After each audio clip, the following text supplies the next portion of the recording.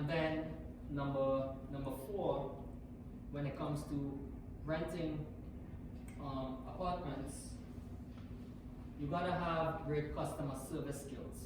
And the reason why I say that is I'll sort of give you a quick role play of how it is like when interested renters call you, and how do you screen them.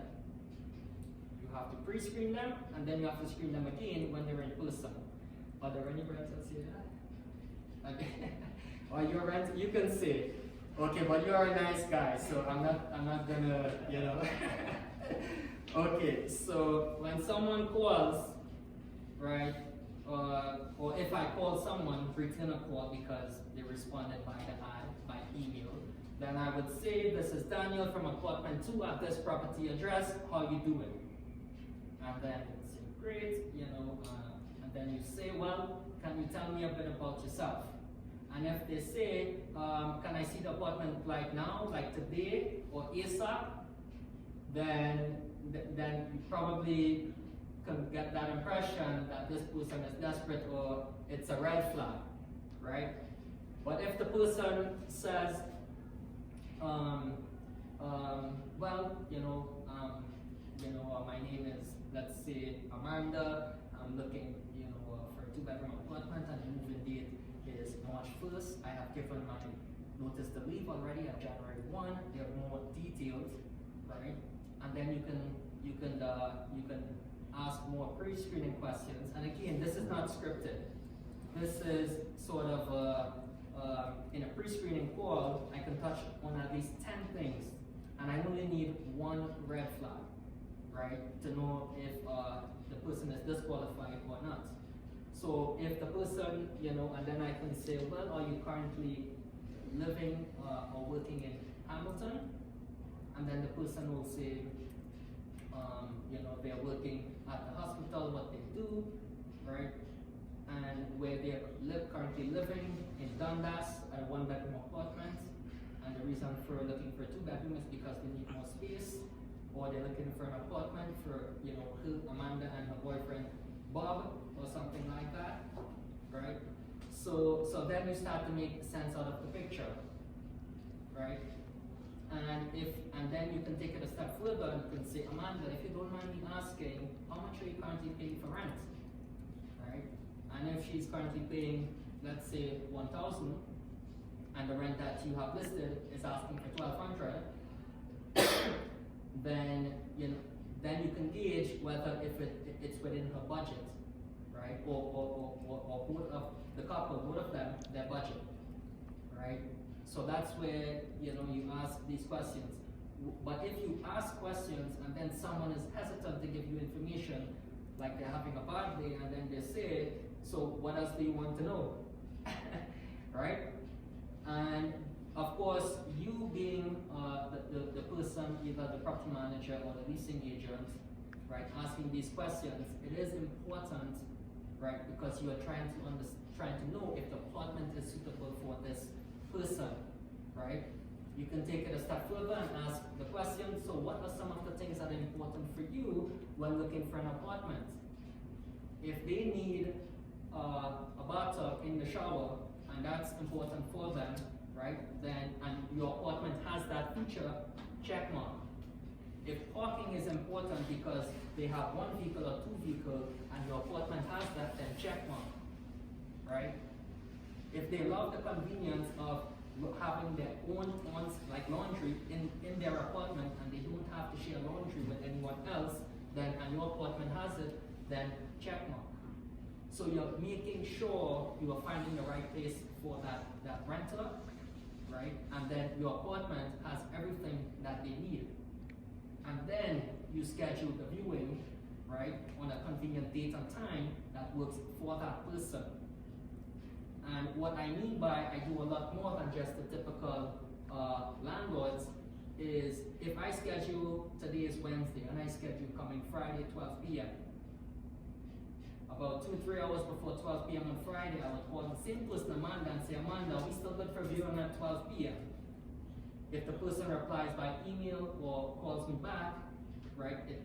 Right? Because, you know, the person is at work, then it tells me that that person is very organized. If the person doesn't respond, I show, doesn't confirm, it depends. I may show up at the viewing, and if the person doesn't even call, right, like 30 minutes or a few minutes before the viewing, then I have a 5-minute rule. I would call the person 5 minutes later, 12:05 p.m. Amanda, I'm sorry, I have to reschedule. Right? I have to reschedule. I have to get going. And if Amanda doesn't like it, right, then you know you can make your own judgment. Would this person, you know, be the best tenant, you know, when you make your final decision, yes or no? But if the person is very nice and respectful and very friendly and is very apologetic, Mr. Chin, I'm very sorry, due to whatever reason, and calls you in advance, then at least the person has consideration and respect for you. So all of these little things I pay attention to. Let's say Amanda shows up exactly at 12 p.m. or 10 or 15 minutes before the viewing. And again, number 4 is having great customer service skills. So when Amanda comes to the property, you greet the person, Amanda, how you doing? Great to see you. When she comes in, you ask her, so whereabouts are you coming from? Right? You want to know how is the drive? Is she being truthful? Did she say, is she coming from work because she has said she was coming from work? Or she is coming from home where she lives in Dundas? Right? So all of these little things. And when the person comes into the apartment, what I pay attention to is if I take off my shoes, if Amanda doesn't take off her shoes and she walks right into the apartment, which is extremely clean, all of my apartments are very clean, then it gives me a sense, is this person a clean person or not? Right? I pay attention to all of those things.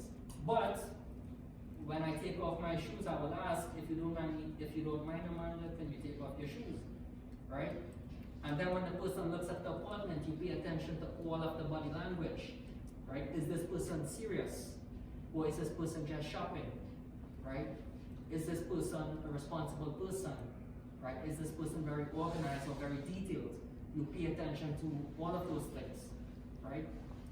And then, of course, there is more screening when you're in person. But the person probably doesn't really know. But again, it's, just like customer service, you're trying to help the person find the right apartment. Just like if this person was renting, I'm trying to help you to find the right apartment so we don't waste each other's time.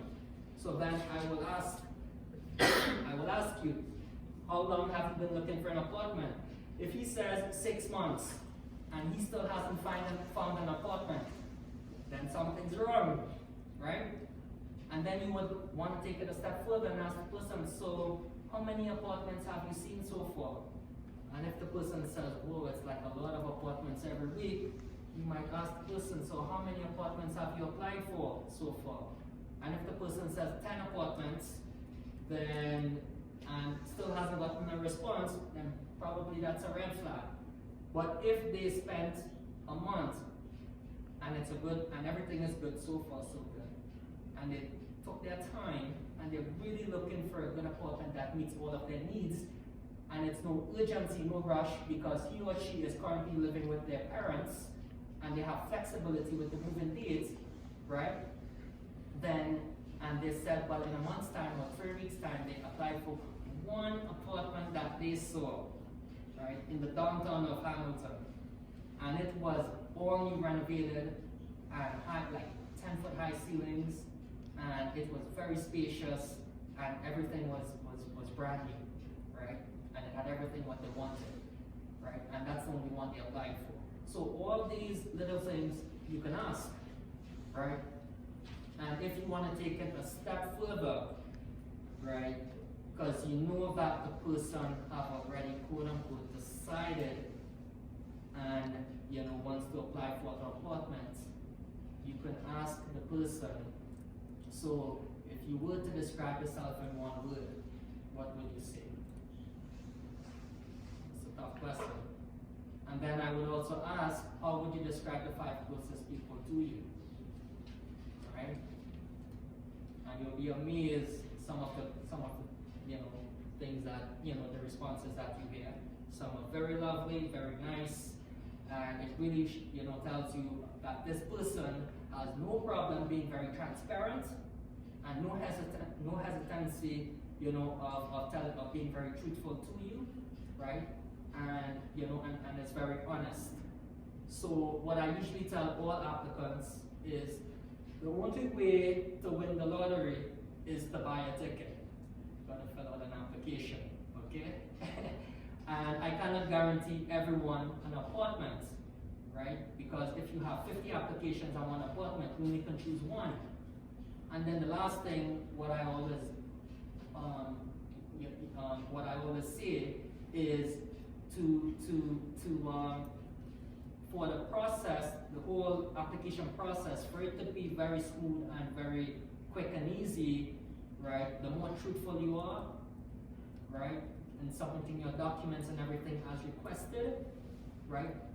It makes the process very easier, and then within 2 days or 1 day, we can verify everything, and then have a final answer to you, right? Or if you haven't heard back from us in a week, then you will know what is the answer, right? So this is the first time I've ever went a bit more in length, right, when it comes to the tenant screening process.